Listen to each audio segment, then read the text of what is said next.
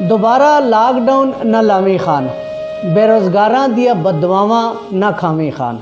पहला ही दुखां तकलीफ़ां दी मारी आवाम नूं होर न सतावी खान, दोबारा लाकडाउन न लावी खान।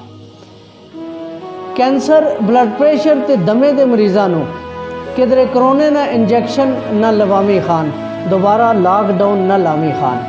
कोरोना है भी एक साजिश है, कोरोना है भी एक साजिश है, सादा आवाम नू ज़रूर समझावी खान, दोबारा लॉकडाउन न लावी खान।